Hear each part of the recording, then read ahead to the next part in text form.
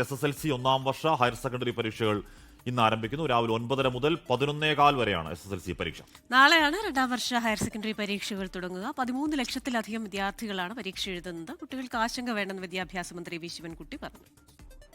Academic ഗുണനിലവാരം മെച്ചപ്പെടുത്തുന്ന നിലയിലായി ഉള്ള ഒരു റിസൾട്ടായിരിക്കും, ഒരു പരീക്ഷയായിരിക്കും ഈ പ്രാവശ്യം ഉണ്ടാവുന്നത് എന്നതുകൊണ്ട് കുട്ടികൾക്ക് യാതൊരു ബുദ്ധിമുട്ടും ഉണ്ടാവാൻ സാധ്യത ഇല്ല. ഇപ്പോൾ പരീക്ഷ നടത്തിപ്പുമായി ബന്ധപ്പെട്ട് എല്ലാ സജ്ജീകരണങ്ങളും ഒരുക്കി കഴിഞ്ഞിരിക്കുകയാണ്. ഏതാണ്ട് 3031 പരീക്ഷാ കേന്ദ്രങ്ങളും സജ്ജമായി കഴിഞ്ഞിരിക്കും. 4,17,497 കുട്ടികളാണ് പരീക്ഷ എഴുതേണ്ടത്. ഗൾഫ് മേഖലയാണെങ്കിൽ 7 പരീക്ഷാ കേന്ദ്രങ്ങളിലായി 633 കുട്ടികളാണ് പരീക്ഷ എഴുതേണ്ടിയിരുന്നത്.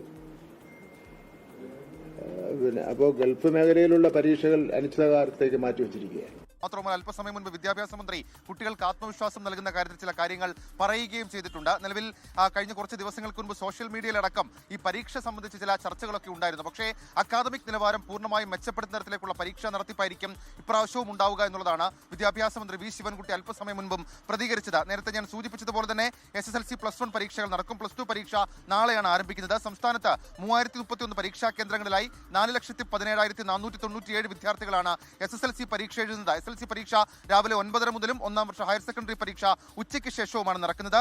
SSLC പരീക്ഷ മാർച്ച് 30-നും ഹയർ സെക്കൻഡറി VHSC പരീക്ഷകൾ 28-നും അവസാനിക്കും. മലയാളം, തമിഴ്, കന്നഡ ഉൾപ്പെടെയുള്ള ഒന്നാം ഭാഷകളിലാണ് ഇന്ന് രാവിലെ SSLC പരീക്ഷ നടക്കുക. ഈ ഹയർ സെക്കൻഡറി പരീക്ഷ, അത് ഒന്നാം വർഷ പരീക്ഷ ഇംഗ്ലീഷ് പരീക്ഷയാണ് നടക്കുക എന്നുള്ളതാണ് ഏറ്റവും പ്രധാനപ്പെട്ട കാര്യം. നിലവിൽ ഇപ്പോൾ ഞാൻ നിൽക്കുന്നത് കോട്ടൺ ഹിൽ ഹയർ സ്കൂളിലാണ്.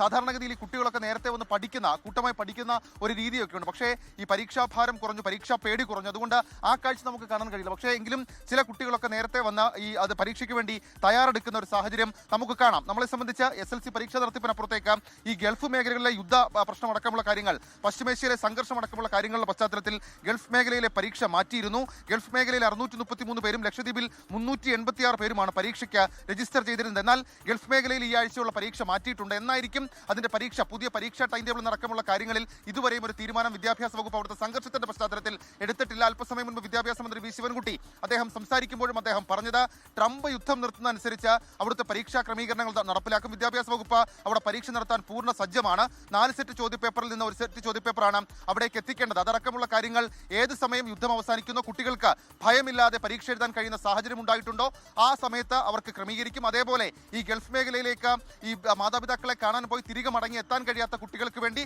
അവർ അപേക്ഷിക്കുന്ന തരത്തിൽ പരീക്ഷ ക്രമീകരിക്കുമെന്നും വിദ്യാഭ്യാസ മന്ത്രി വി ശിവൻകുട്ടി അറിയിച്ചിട്ടുണ്ട്.